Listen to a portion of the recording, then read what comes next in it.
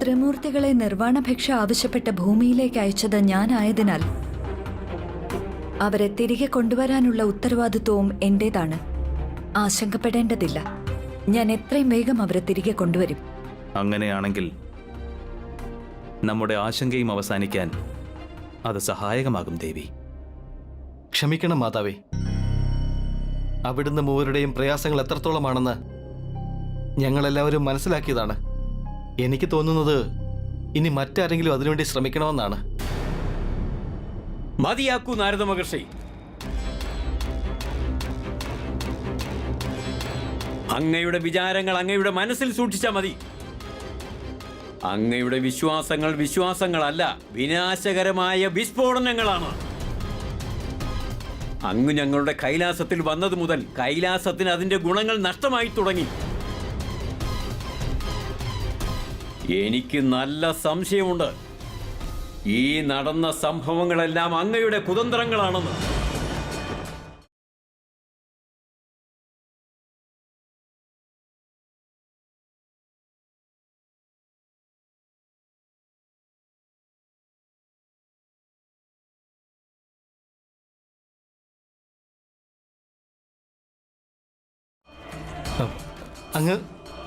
അങ്ങിതെന്താണ് പറയുന്നത് ഋഷിഭൃംഗി?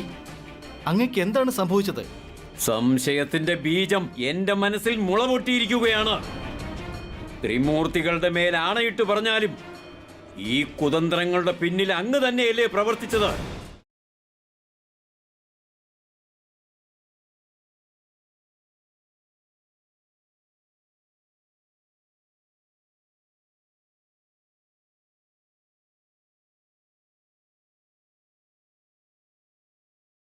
ദേവർഷി, എന്താണ് മൗനമായി നിൽക്കുന്നത്? അവിടുന്ന് ആണയിട്ടാലും അല്ലെങ്കിൽ ഈ വിനാശകരമായ പ്രവൃത്തിക്ക് പിന്നിൽ അങ്ങാണെന്ന് ഏറ്റുപറഞ്ഞാലും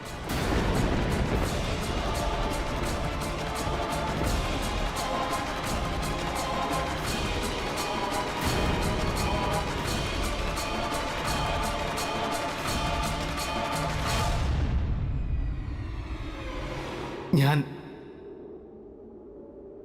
അംഗീകരിക്കുന്നു. ഞാൻ തന്നെയാണ് ഋഷിഭൃംഗിയെ മഹാദേവന്റെയും മാതാവ് പാർവതിയുടെയും അർദ്ധനാരീശ്വര സംഗമത്തെ തടസ്സപ്പെടുത്താൻ പ്രേരിപ്പിച്ചത്.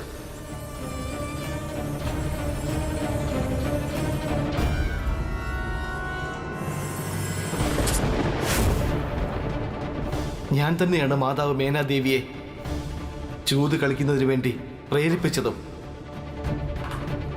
ഞാൻ തന്നെയാണ് രാവണനെ ദക്ഷിണയായി ഭവനം ആവശ്യപ്പെടാൻ പ്രേരിപ്പിച്ചതും. പിന്നെ ഞാൻ തന്നെയാണ് നിങ്ങൾ ത്രിദേവിമാർക്കുള്ളിൽ മാതാവ് അനസൂയയെ ചൊല്ലി അസൂയയും കോപവും ഉണ്ടാകാൻ കാരണം.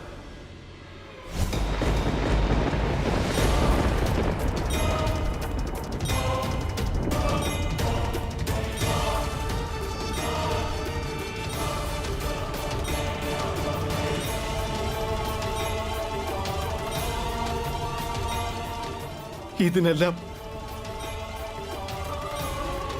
ഞാൻ തന്നെയാണ് കാരണം.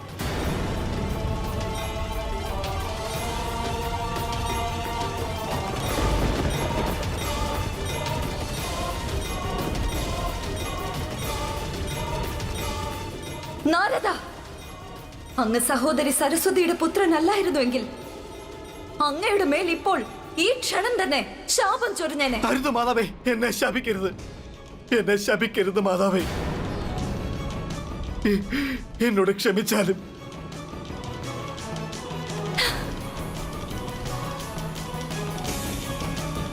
ക്ഷമിക്കാനോ?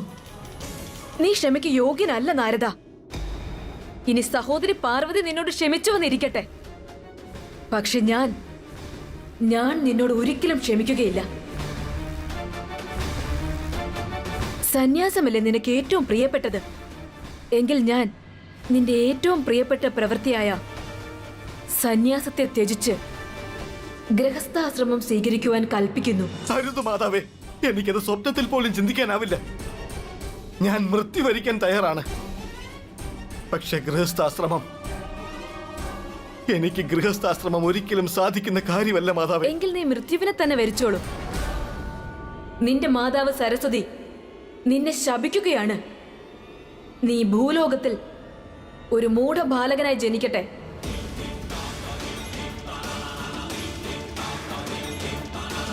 സ്വന്തം പ്രയത്നത്താൽ ദൈവമെന്നതിന്റെ അർത്ഥം നീ എന്നും മനസ്സിലാക്കുന്നുവോ, അതുവരെ നീ നിന്റെ സ്വരൂപം കൈവരിക്കാതെ ഭൂമിയിൽ തന്നെ കഴിയുന്നതാണ്.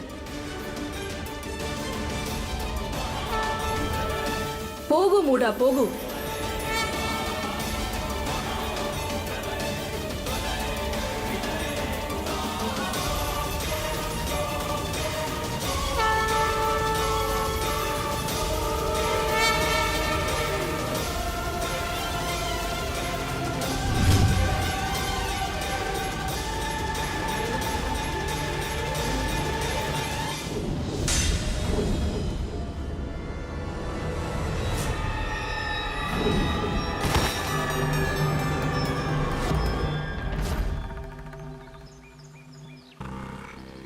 ആരാ? മിത്രമേ, എഴുന്നേക്കൂ മിത്രമേ, എഴുന്നേക്കൂ.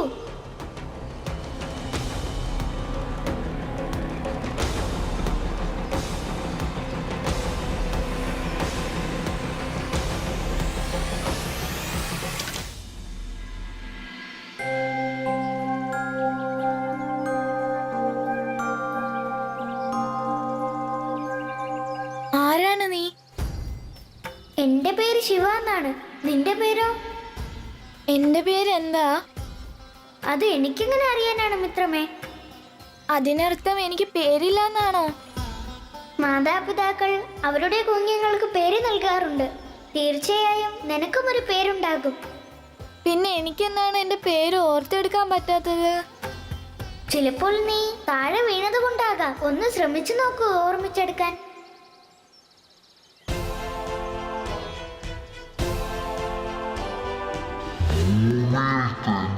മൂടാ, മൂടാ, മൂടാ. കേവലം ഒരു വാക്ക് മാത്രമാണ് എനിക്ക് ഓർമ്മിക്കാൻ കഴിയുന്നത്. എന്താണത്? മൂഢൻ. എങ്കിൽ ഇനി മുതൽ അതായിരിക്കും നിന്റെ പേര്.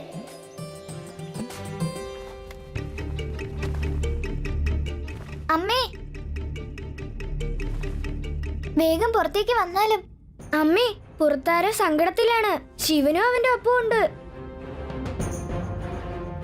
വരൂ. വരൂ.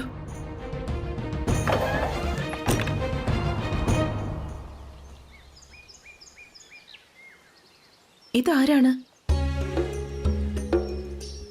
പുത്ര, നീ ആരാണ്? അവിടുന്ന് ആരാണ്? ഇതെന്റെ അമ്മയാണ്. അമ്മേ, ഇവന്റെ പേര് മൂടൻ എന്നാണ്. ഇവന് പേരല്ലാതെ മറ്റൊന്നും ഓർമ്മയില്ല. അതെ, ഓർമ്മയില്ല. നമുക്ക് അന്വേഷിക്കാം, എന്നിട്ട് നിന്നെ ഭവനത്തിൽ എത്തിക്കാം. അപ്പൊ അമ്മ, ഇവനെ നമ്മുടെ ഭവനത്തിലേക്ക് കൊണ്ടുപോകാമോ?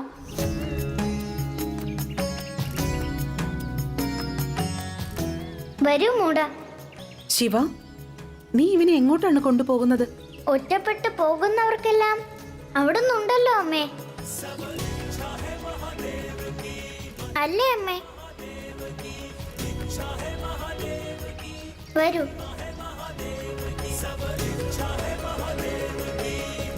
അവിടുന്ന് അവനെ പുറത്തു പോകുന്നതിൽ നിന്ന് വിലക്കി. ഇപ്പോൾ പുറത്തുള്ളവർ ഭവനത്തിലേക്ക് വരാൻ തുടങ്ങി. പ്രിയ ശിഷ്യന്മാരെ, അതിപ്രധാനമായൊരു അറിയിപ്പുണ്ട്. പുതിയ പാഠ്യപദ്ധതിയുടെ ഭാഗമായി ഗുരുകുലങ്ങളിൽ വിഭജനം മാത്രമാവില്ല ഉണ്ടാകുക. സൗജന്യമായി വിദ്യ അഭ്യസിക്കുന്ന ശിഷ്യന്മാർക്ക് ഇനി മുതൽ ഭക്ഷണത്തിൽ ഇളവുകൾ ഉണ്ടാവില്ല.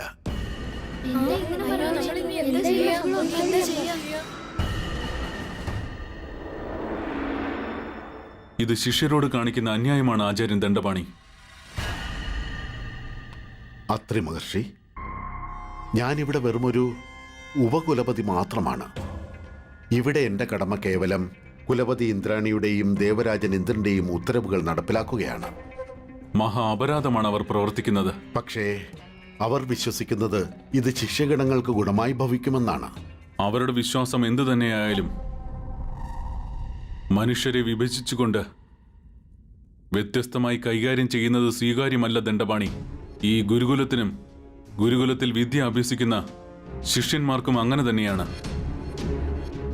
ഞാൻ അങ്ങയുടെ ഈ ചിന്ത ബഹുമാനപ്പെട്ട കുലപതിയുടെ ശ്രദ്ധയിൽപ്പെടുത്താൻ വേണ്ടവിധം ശ്രമിക്കുന്നതാണ്. ഇപ്പോൾ എനിക്ക് അനുമതി നൽകിയാലും ഇനിയും ഒരുപാട് ജോലികൾ ചെയ്തു തീർക്കാനുണ്ട്.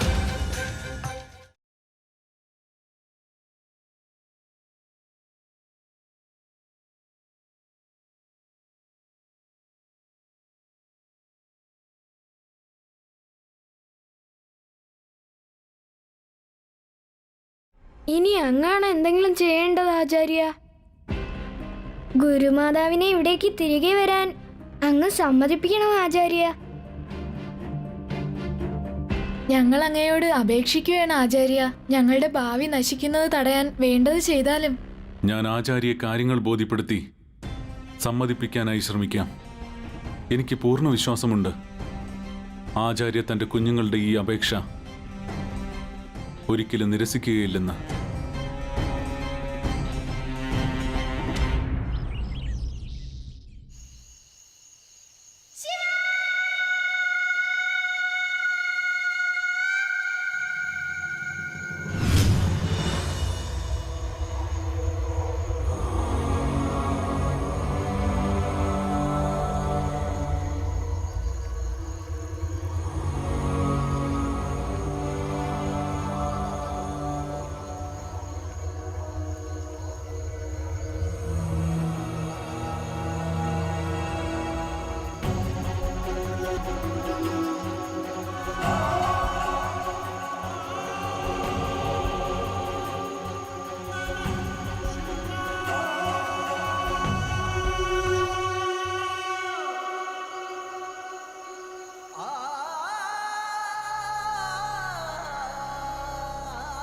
അങ്ങയുടെ സർവ്വരൂപങ്ങളും സർവ്വ അവതാരങ്ങളും എനിക്ക് പ്രിയപ്പെട്ടതാണ്. പക്ഷെ ഇത്രയും സൗമ്യമായൊരു ബാലരൂപം ഞാൻ ഒരിക്കലും എന്റെ ഭാവനയിൽ പോലും കണ്ടിട്ടില്ല. അങ്ങേക്കറിയാമോ ഞാൻ എന്തുകൊണ്ടാണ് ഇത്രയും ദിനം അങ്ങയെ ദർശിക്കാതിരുന്നതെന്ന്? എന്റെ മനസ്സിൽ ശാഠ്യമായിരുന്നു, അഭിമാനമായിരുന്നു എന്റെ പ്രേമത്തെ ഓർത്ത്. അങ്ങ് കൈലാസത്തിലേക്ക് ഒരു ദിവസം തീർച്ചയായും മടങ്ങി വരുമെന്ന് ഞാൻ കരുതി. പക്ഷെ എത്ര പ്രതീക്ഷിച്ചിട്ടും എത്ര ദിനങ്ങൾ കഴിഞ്ഞിട്ടും അങ്ങ് വന്നില്ല. പക്ഷെ ഇപ്പോ എന്റെ പ്രേമത്തെക്കുറിച്ചുള്ള അഭിമാനം ക്രോധമായി മാറുന്നതിന് മുൻപ് തന്നെ ഞാൻ അങ്ങയുടെ അടുക്കലേക്ക് വന്നു. മഹാദേവ, ഞാൻ ഇന്ന് ആദിശക്തിയല്ല, അങ്ങയുടെ ഗിരിജയാണ്, അങ്ങയുടെ പത്നിയായാണ് വന്നിരിക്കുന്നത്. ശിവ,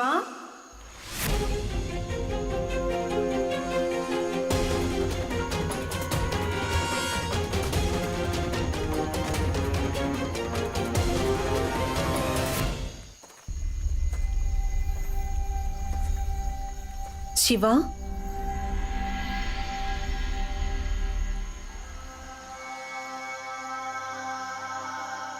എന്താ അമ്മേ?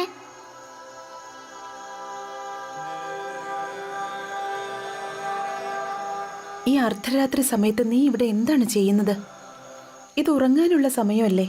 അതെ അമ്മേ, എനിക്കിവിടെ ഒരുപാട് ഇഷ്ടമാണ്.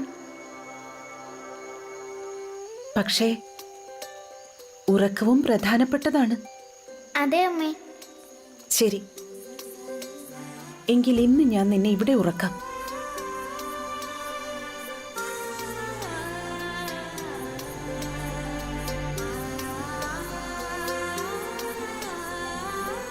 ശിവ, എന്താ അമ്മേ? നീ എന്നെ ഉപേക്ഷിച്ച് പോവില്ലല്ലോ അല്ലേ? ഇല്ല അമ്മേ, ഞാൻ അമ്മയുടെ അടുത്ത് തന്നെ ഉണ്ടാകും. ഒരിക്കലും എവിടെയും പോകില്ല.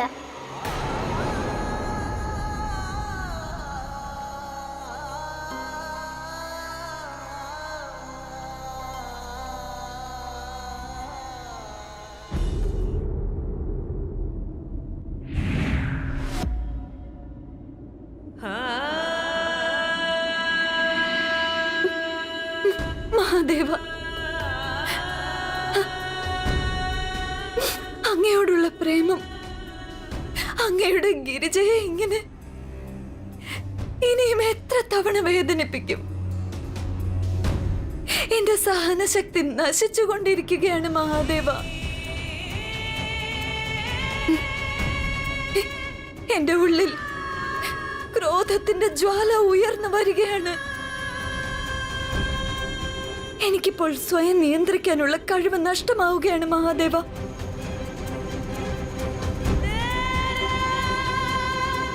അങ്ങയോടുള്ള പ്രേമവും അങ്ങയോടുള്ള ഭക്തിയുമാണ് എന്റെ ജീവിതം. തുടർന്ന് ഞാൻ പ്രയത്നിക്കും മഹാദേവ, ആ ഭക്തിയുടെയും പ്രേമത്തിന്റെയും പാത പിന്തുടരാൻ. പക്ഷെ എന്റെ ഉള്ളിലുള്ള അഗ്നി ഒരഗ്നിപർവ്വതമായി രൂപപ്പെടുന്നതിന് മുൻപ് ദയവായി അങ്ങ് തിരികെ വന്നാലും മഹാദേവ, തിരികെ വന്നാലും.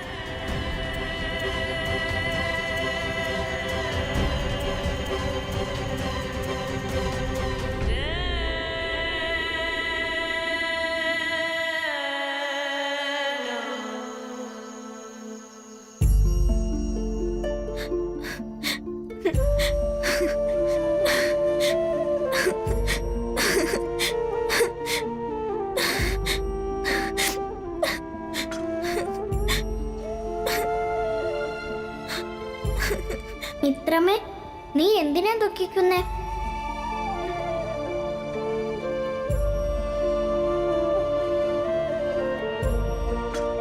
അതേ മിത്രമേ, ഞാൻ വളരെ ദുഃഖിതനാണ്. എനിക്കാരുമില്ല. മാതാവില്ല, പിതാവില്ല, സഹോദരങ്ങളില്ല. നിനക്ക് ഞാനുണ്ടല്ലോ മിത്രമേ. നീ ദുഃഖിതനാകരുത്. നിന്റെ മാതാപിതാക്കളെ കണ്ടെത്തുന്നതുവരെ എന്റെ മാതാപിതാക്കൾ നിന്റെയും മാതാപിതാക്കളായിരിക്കും. എന്റെ സഹോദരങ്ങൾ നിന്റെ സഹോദരങ്ങളാണ്. ഞങ്ങൾ എല്ലാവരും നിന്റെ കുടുംബമാണ്.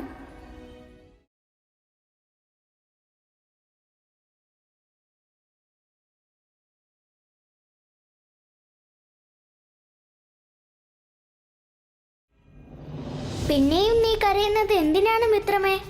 ഞാൻ കരയുന്നതിന്റെ കാരണം എന്റെ മാതാപിതാക്കളെ കണ്ടെത്തുകയാണെങ്കിൽ നിന്നെ പിരിഞ്ഞ് ഞാൻ എങ്ങനെയാ പോവുക?